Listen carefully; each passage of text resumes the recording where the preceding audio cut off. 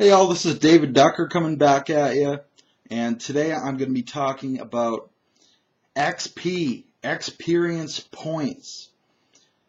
And I'd previously recorded this video. I wasn't quite happy with it because I only talked about XP in that video, and I got to thinking, what is XP? What's it used for? What's it useful for? So I got to thinking that what the video should really be about is customizing your character and improving them over time. So let's go over that. First of all, I will talk about XP, how I give it out, and some alternate methods I've seen that work well. So how I give out XP starts with the player's backstory for their characters. I don't require them to give me backstories. I strongly encourage it. One of the ways I do this is by giving out XP. So you send me your backstories, and I go through it. And point by point, I pick out every possible plot hook I can find in there. And every time you provided me with a plot hook, I give you an XP reward, or an XP award. So right off the bat, some players will be coming into the game with more XP than other players. And I think that's great. I love disparate party power levels, especially since people are going to specialize in different things anyway. It's not usually very noticeable, but I think it adds some nice flavor and gives a reward and gives encouragement to people who don't have as much XP to start picking it up by playing the way I want them to play. The way I want them to play is having strong characters and strong backstories and telling strong stories going forward into the future by having goals. So every plot hook you give me, you get XP. So that's in your backstory, but that's also in the game. If we're running through the game and you add an element in to your backstory, which is fine. I always encourage that. Or if you pursue a plot hook that I've written, that's when you get XP. You've added a plot hook. Bam, XP for you. The other ways, they're mainly story-based. The other ways to get XP are adding a twist or advancement to an existing story or plot hook. So maybe you betray one of your allies. Bam, you get XP for that because you added a twist to the story. That might be negative reinforcement in some ways if you just betrayed someone, but it can be a good way as well. Maybe you're just allied with the Count of Wissenland, but then you decide that you actually really want to seal this alliance and you want to marry his daughter. So bam, you get XP for that, marrying the Count's daughter. Excellent. And then finally, of course, ending storylines. If you follow a story to its conclusion, get some catharsis, you get XP for that as well. Now, all these are going to be in the same amounts of XP. And usually I pick that amount based on what's the smallest point of customization that you can get. So in Warhammer Fantasy, the cheapest upgrade is 100 XP. The cheapest skill advancement is 100 XP. So I give out 100 XP packets of experience points. In A Song of Ice and Fire, the very cheapest upgrade you can buy is going to cost you 10 experience points. So I hand out all my awards in packets of 10. So this leads us, and this basically where I ended off my first attempt at this video. But this leads us into thinking about level-based games like Pathfinder, where you don't get points of advancement one after another. You get a big bucket of advancements all at once. So instead of this nice smooth progression, you get up and then plateau and then up slightly and then plateau, and you move across like that in most level-based systems. So in that case, I mean, you're still going to give it out as XP, but you need to think about how you want that advancement to go. So now you need to start thinking about what your long-term goals are for the campaign. So these level-based systems make it more difficult, much more difficult. Because with Song of Ice and Fire, with Warhammer, you just hand out XP. It's constant, slow stream, because you don't have to worry in most cases about them getting overpowered. You can just be naturalistic. But with Pathfinder, if you level them up, if you give them an extra level every time they get one of these awards, some people will be 20th level just from their backstory awards.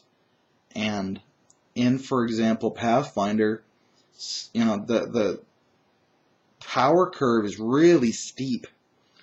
A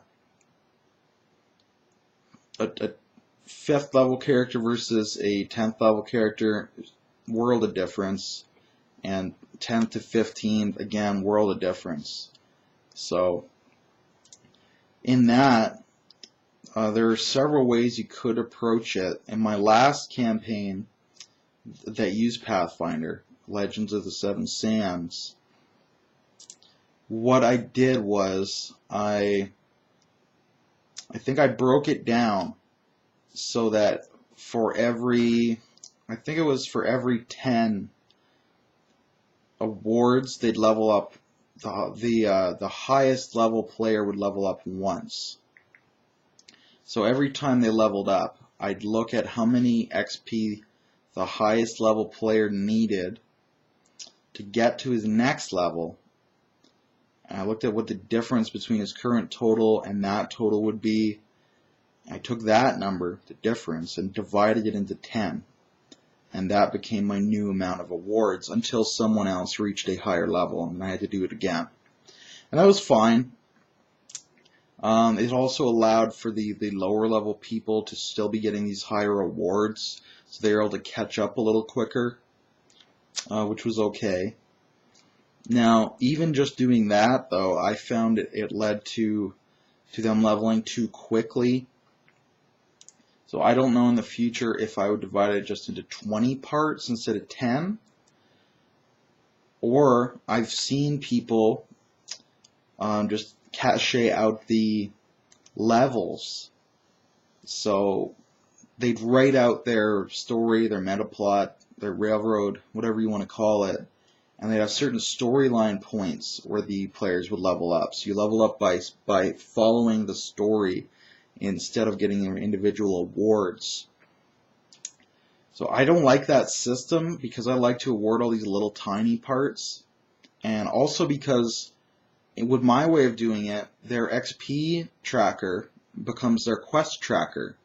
Every XP amount is a quest, added or advanced or ended. So you can just look at the XP. You don't have to do session recaps. You just look at your XP chart and you can see what quests you haven't completed and how far along in some you are. It's a great note-taking system. It's one of the reasons I enjoy it so much. But if you're just portioning out the levels, you'll lose some of that note-taking ability, and you'll also have fewer points of control about rewarding good behavior and punishing bad behavior.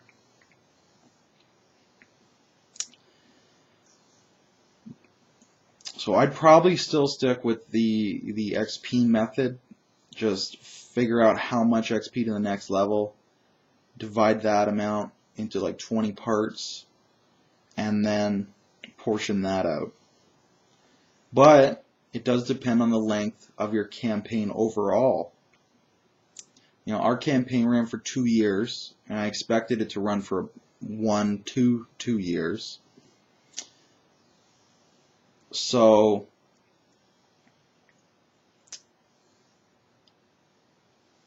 I tried to pace the level up so that we'd still be leveling right up to the end of the campaign, instead of hitting that, that maximum level and then having nowhere to go.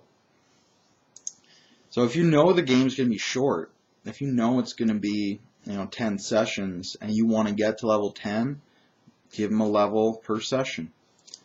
If you think you're going to be running for 6 months, but you only want them to reach level 5, try to pace it out so they only reach 1 level per month, per every 4 sessions or so.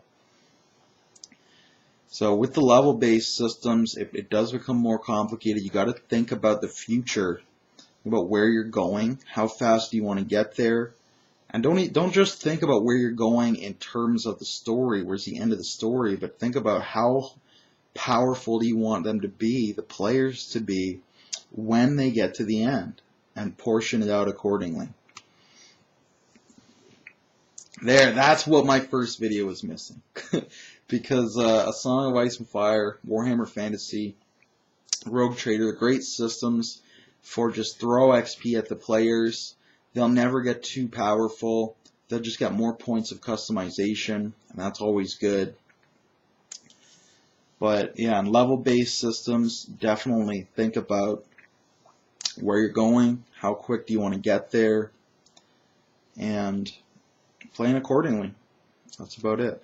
If you got, there is one more good XP thing I wanted to note. For a while, we had been giving out awards. So at the end of each session, we'd vote on who was the best role player for that session. They'd get a bonus. So that's a great system to use. I've seen other groups use that as well. One of the problems is it's somewhat subjective. And I've also tried giving out just XP awards for roleplay. I found it too subjective. I'm a very objective individual. I really hated tracking it. So, but I did want to mention that before I let you go. If there's anything about XP you wanted to mention, put it in the comments below. Or you could always shoot me a video. Or you could go ramble about it, the YouTube RPG Brigade page on Facebook. We're always happy to have new members. We've got about 700 right now. But we love debating stuff on there on the forums. So that is finally all I have to say about XP for today. I'm going to let you go now. Have yourself a good day out there in YouTube land. Cheers.